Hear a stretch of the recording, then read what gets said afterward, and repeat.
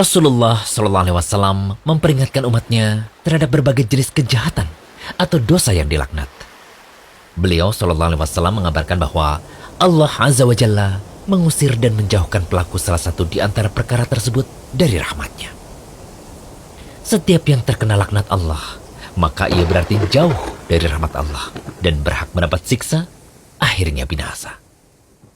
Nah, berikut kami paparkan 5 hadis yang merinci beberapa dosa yang dilaknat tersebut. Hadis pertama.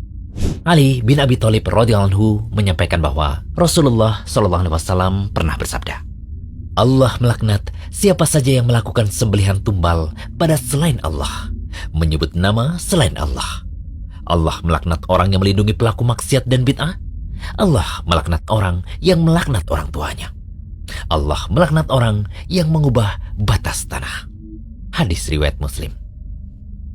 Dari hadis ini kita bisa tahu ada 4 jenis dosa yang dilaknat oleh Allah. Yakni yang pertama, orang yang menyerahkan tumbal atau sembelihan kepada selain Allah, yang bisa jadi karena ingin memenuhi prasyarat pesugihan dan ingin menjadi kaya, atau bisa juga untuk mengangkat musibah dengan segera lewat istighosah kepada selain Allah. Kemudian melindungi pelaku maksiat dan bid'ah. Lalu yang ketiga, orang yang mengutuk orang tuanya. Bisa jadi secara langsung, bisa jadi juga karena dia menjadi sebab orang tuanya dilaknat. Dan yang keempat, orang yang menzalimi orang lain dengan mengubah batas tanah.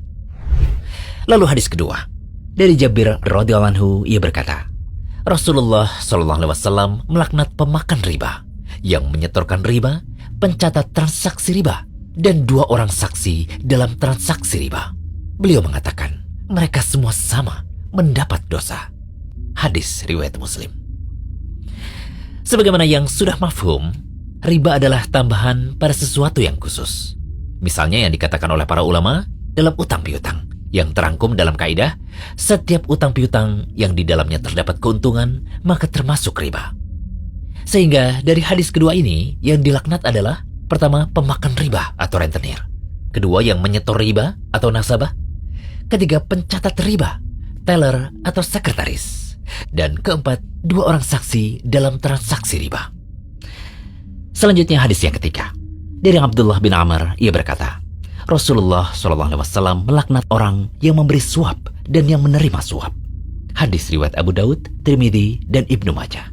Syekh Albani mengatakan bahwa hadis ini sahih. Berarti yang dilaknat dalam hadis ketiga ini adalah orang yang menyuap dan disuap.